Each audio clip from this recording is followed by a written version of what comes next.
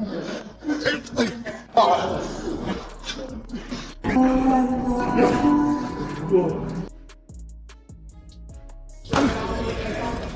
I throwing rockets? These are missiles, yeah? These are fucking missiles. I'm 100%. This is, yeah? We're going in here 100%. I'm going into this fight 100% Conor McGregor, not 92. 100% Conor McGregor. So it has to be really meticulous. We were right there with the last one. As a unit, we do it, right? And he wanted on the White House. Now, for Conor McGregor to be on the White House, Conor McGregor wants $100 million and he wants 100 golden visas. So Conor's essentially saying, you need me on the White House and you're going to pay to get me on the White House to do something that 745 people would do for free. He's essentially asking for $200 million. Conor on that stuff, man.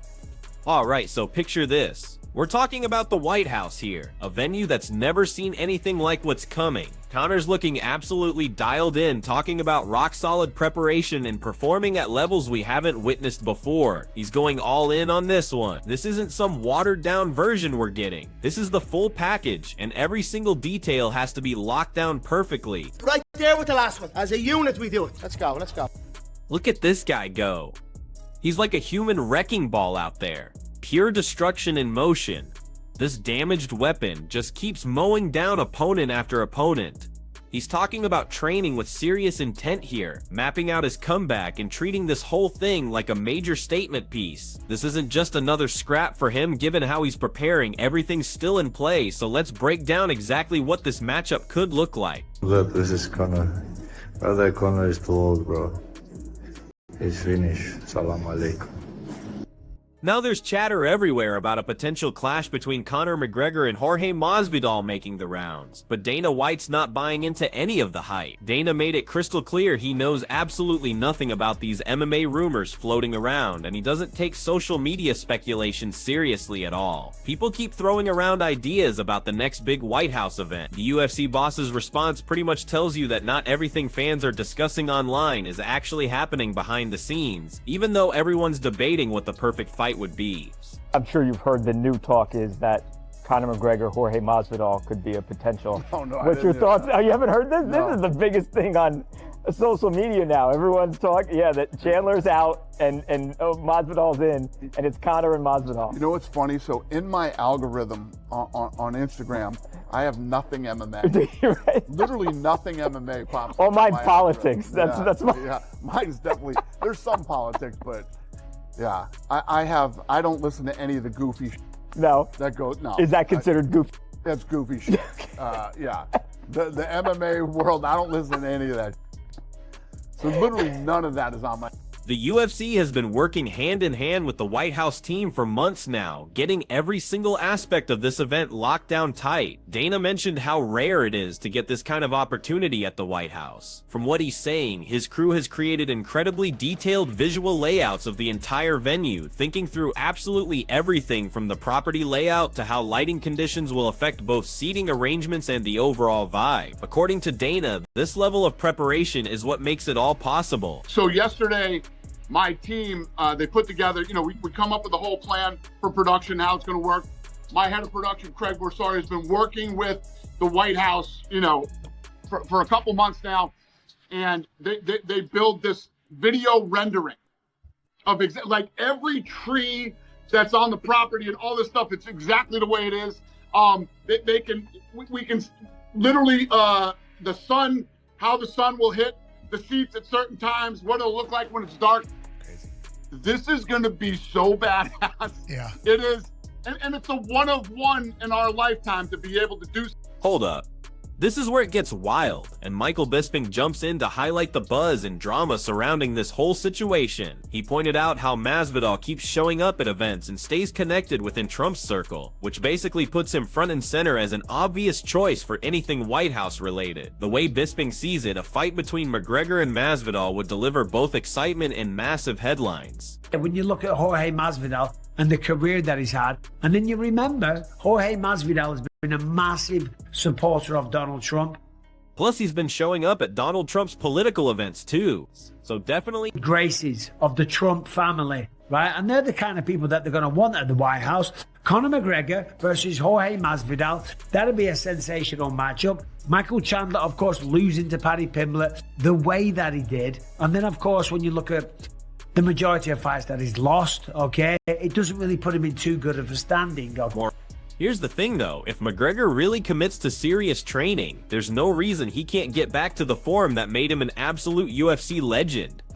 Think back to that Eddie Alvarez championship victory. Remember that lightning-fast knockout of Jose Aldo, combined with all that swagger and trash talk and unshakable confidence that turned him into the biggest name this sport has ever produced. Sure, time has passed and things have been rocky, but that raw talent doesn't just disappear with proper focus and commitment. Abandon all the yes men. If you get rid of all the distractions and you get in the gym, it's not unthinkable to think that Conor McGregor could get just somewhere. Let's rewind about 20 years. 16, that Eddie Alvarez, the one-punch knockout over Jose Aldo, right? The rise through the UFC. It was like nothing the sport had ever seen before. And then, of course, combined with the brashness and the trash talk and all the rest of it, and the swagger and the confidence that he had, and the humor and the one-liners, you put it all together, the man became the biggest star that the sport's ever seen. 4 years away, I think it is, or 5 years, whatever it is, it's been a long time, and he broke his leg, but he's back training, he's back in the gym, and I tell you what, right, me and McGregor, we've gone head-to-head, we've talked a bit of shit over the years, but you can't deny the talent the man had, and if he locks in, and he's disciplined, you can get almost back to that. Meanwhile, speculation keeps building around a possible Conor McGregor fight, and when people ask about potential matchups, Dana White keeps playing it coy while Masvidal drops hints that something major is brewing. He's not giving away specific details, but he's making it pretty obvious that big announcements are coming soon, and it could completely shake up the entire fighting world. Big as they come, because we've seen on the internet, you versus McGregor. Dana White stated that he's no longer interested in McGregor versus Chandler. So then all of a sudden this report comes out, and I'm wondering, does it have legs? Does it have traction? Is it a possibility? Shit, give them what they want, not what they expect. I could say some big news. I have some fight news coming soon, and it's very big news. And I can't deny or confirm what you just said, you know? Yeah. You just gotta let the tips fall where they may, but definitely some big news headed towards Masvidal's completely dismissing McGregor's striking power and positioning himself as operating on a completely different level, someone who's seen it all before. He described any potential fight as strictly a striking contest, arguing that McGregor's signature punches wouldn't work against someone with superior and more refined stand-up skills. Masvidal also brushed aside any concerns about the matchup logistics, referencing the UFC's analytical approach to putting together fights and making it clear that from where he sits, the biggest names always get priority. that fight. You're talking about everybody else but me, because he knows I'll snipe his ass quick. That little lucky left shit he does ain't gonna work with me, a premium striker, but I'm gonna see that shit a mile away and slap him in the face. You know, so I don't think Chris Brandon ever would have been good. I'm gonna beat the fucking dog shit out of him, straight up stand-up style. Are you surprised? None of that grappling. I'm just gonna get in your face, knee your ribs, elbow your fucking face. It's gonna be a fight, man. Are you surprised, Jorge, that he's moving on, Dana White is, from the Chandler fight? Because it's been like 2.5 years in the making. They were supposed to fight 2 summers ago. Like, are you surprised that he was that dismissive of it in that interview? I mean, Chandler's a big name in the sport. He's a huge name and stuff.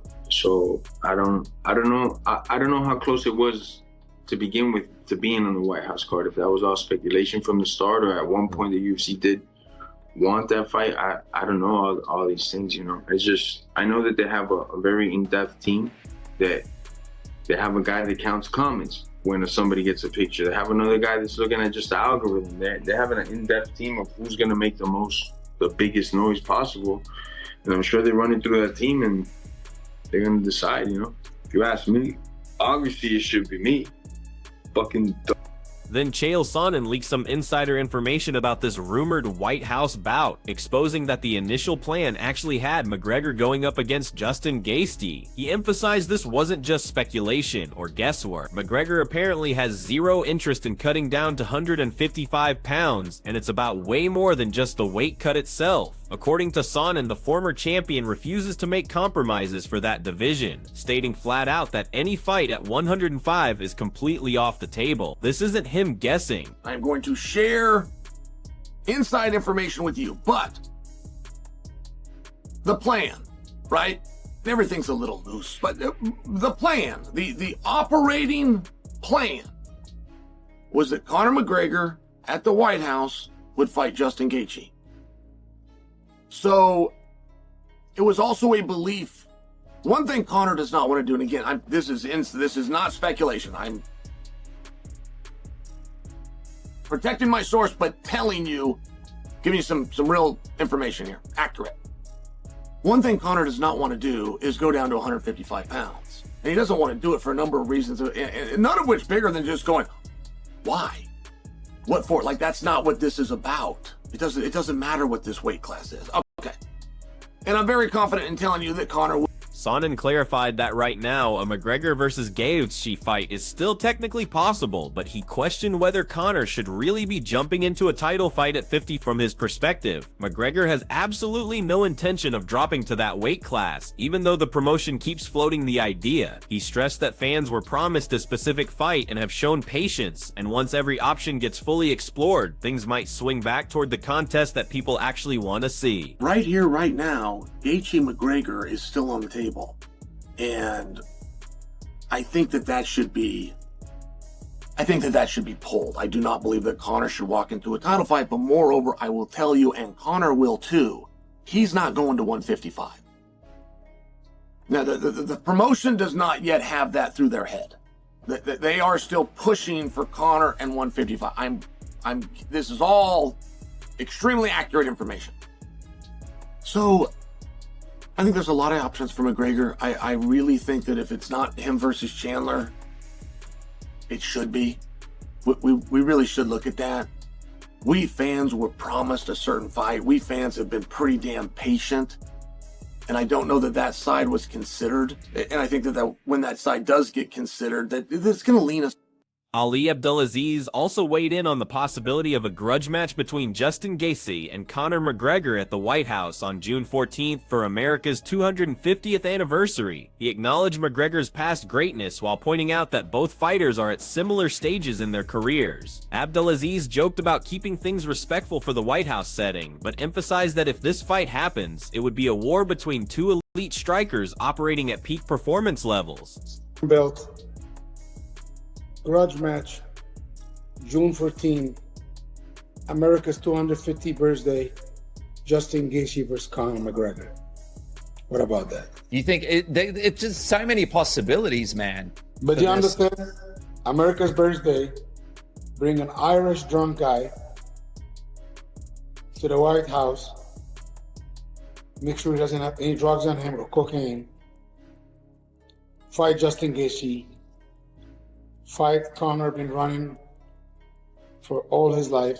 But I think right now Conor's, I think right now he doesn't have options. Or he can do whatever he wants, but I would love to see this fight. And I think, listen, I might not like Conor, but I think Conor was at one point, he was a really, really good fighter. And I cannot take this away from him, you know? But I believe it's level to this. And I believe now Justin Gaethje is on a different level. They're about the same age. Abdelaziz pointed out that even though Conor McGregor has more championship wins, a fight with Justin Gaethje should have happened way sooner. He called it an epic showdown, describing Gaethje as a terrifying opponent, and understanding why McGregor might have hesitated considering what's at stake. But Abdelaziz made it clear that if McGregor really wants this fight, this is the crucial one to accept. An absolutely electric battle featuring two top contenders with everything on the line. Conor have more championship belts than Gaethje. Honestly, this fight should have happened a long time ago. Be honest with you, but it never happened. But it is what it is, you know. Can you imagine? You think what's a bigger fight than Conor McGregor versus Justin Gaethje? Dude, that would be an amazing fight. And I know you said a number of times it almost came together. I want to come together because I don't think Conor. He would think Conor, you know, should want to fight with him. He has too much to lose, but having fun. If this is what he wants, that's the fight I'll fight, me personally. you know. But honestly, Michael Chandler isn't about to let Dana White's comments crush his dreams of fighting Conor McGregor. McGregor makes the most sense to him, but he's ready for whatever opponent comes his way. Chandler's hungry for big-name fights, whether it's at the White House or anywhere else, and his focus stays locked on making a statement against a major player in this sport. He's confident, motivated, and ready to step into the spotlight whenever opportunity knocks. Who's the opponent? Dana says it's not Conor, so we'll see who it is. Do you have a preference if it's not Conor? Obviously, I know you want to fight Conor, but I mean, yeah, obviously that's the fight. That's the fight to me that makes the most sense when it comes to Occam's razor. Like, the most obvious choice should be the choice. The most obvious solution should be the solution. We've already got the build-up. We've already got the backdrop. We've already got the animosity. We've already got the footage. But with that being said, if it's not him, I mean, I think I've kind of gotten into a point too where there's this rejuvenation also, where you're like, hey, obviously I've had my sights set on that, and if that's kind of the letdown and that doesn't happen, man, like, I want big fights. I want to get back in there and fight a top guy. I want to get back in there.